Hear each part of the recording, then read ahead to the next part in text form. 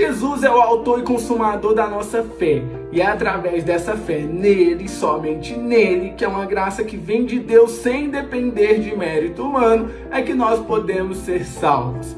Mas não é incomum nós encontrarmos algumas pessoas que dizem ter essa fé em Cristo, que dizem que crê e que aparentam crer, até participam de atividades da igreja, mas que depois de um certo tempo abandonam tudo isso, vivem para si mesmas e por si mesmas, totalmente entregues ao pecado, sem levar em consideração a Deus.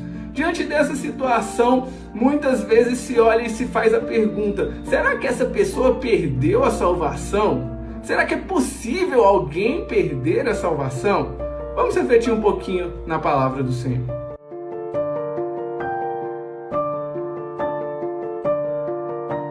Bom, nós temos algumas linhas sobre isso. Vamos começar com a Igreja Católica Romana. A Igreja Católica Romana vai ensinar que sim, que o homem pode perder a sua salvação e de fato a perde se ele comete um pecado mortal. Segundo eles, ao cometer esse tipo de pecado, o homem mata a graça da justificação, e se ele morrer antes de restaurar esse estado de graça através das penitências, então sim, ele vai para o inferno. Alguns protestantes também acreditam que o homem pode sim perder a sua salvação e se baseiam em textos como Hebreus 6 ou como no exemplo de Saul. Já a teologia reformada, ela vai nos ensinar sobre a perseverança dos santos. Ela vai dizer que se uma pessoa é verdadeiramente salva, ela não pode perder a sua salvação. E se alguém a perde, entre aspas, é porque de fato nunca a teve de verdade. Bom, vamos para a Bíblia. Vamos em 1 João, capítulo 2, versículo 19. Vamos dar uma olhadinha. Diz assim: eles saíram de nosso meio, entretanto, não eram dos nossos, porque se tivessem sido dos nossos, teriam permanecido conosco.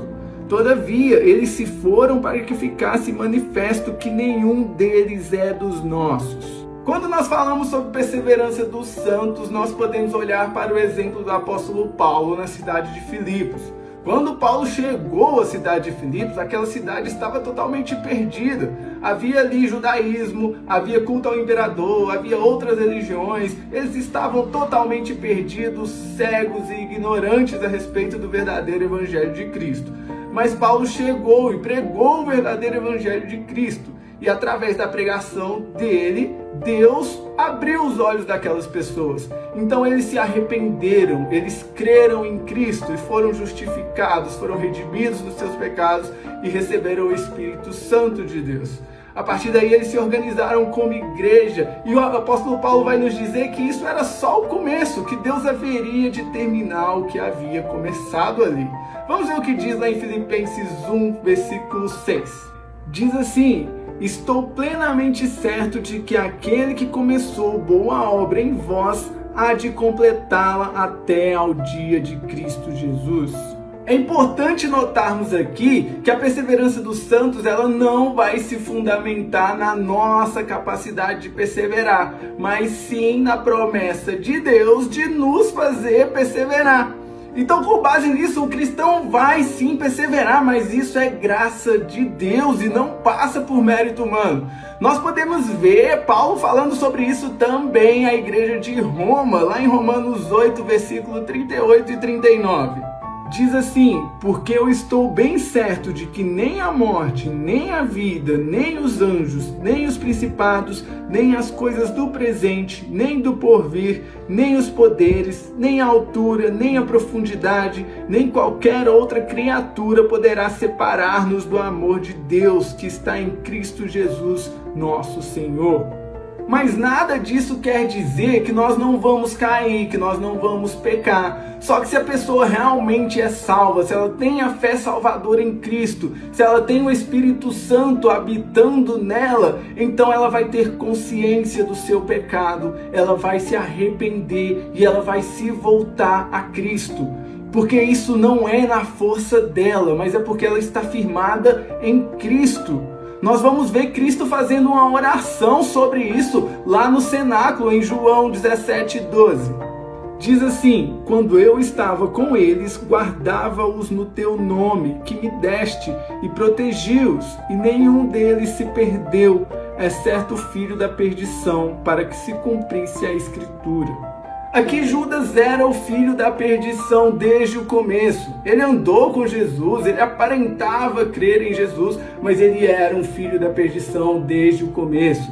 E esse é o mesmo caso de tantas pessoas que se envolvem com o Evangelho, que se envolvem com a igreja, que se emocionam, que se entusiasmam, que dizem crer em Cristo, mas não vivem condizente com o que dizem crer. E logo se afastam ou vão para a igreja no domingo e é isso, depois saem de lá, não sabem mais viver condizente com a fé que dizem ter.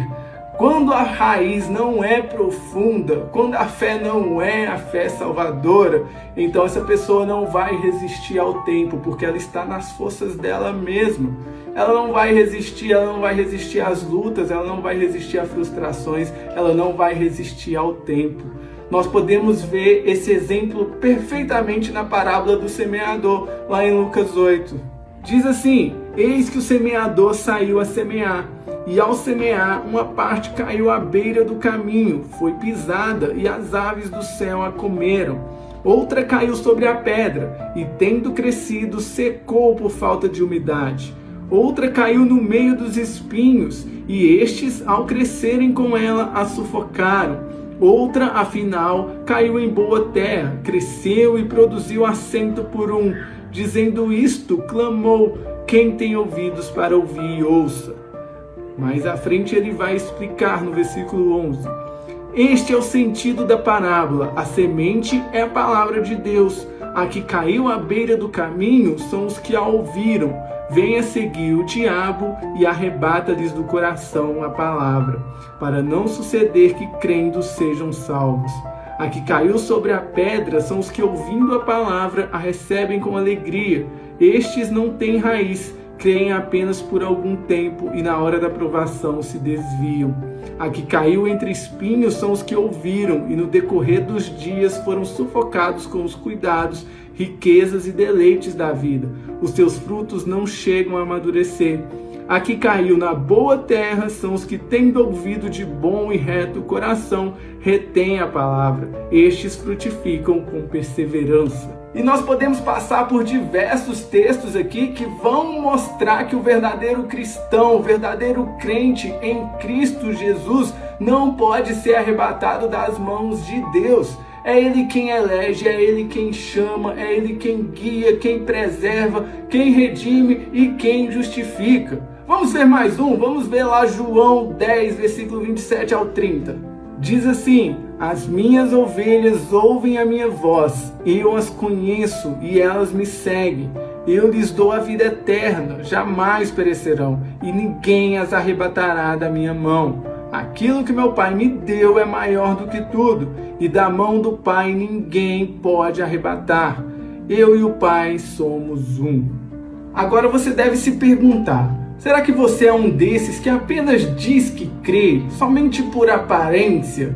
Porque se tudo que você tem é uma fé superficial, é uma fé emotiva, uma fé de vez em quando entusiasmada, se você não tem necessidade de todos os dias abrir a palavra e buscar os conselhos do Senhor, se você não tem necessidade de ajoelhar e de orar buscando os conselhos do Senhor em tudo que você faz na sua vida, então você precisa clamar para que Deus possa abrir seus olhos igual abriu os olhos do povo de Filipe, para que você possa crer de verdade em Cristo, não porque a fé vem de você, mas porque a fé vem de Deus, não nas suas forças, mas na força de um Deus que é fiel à sua promessa. E aí sim você vai perseverar.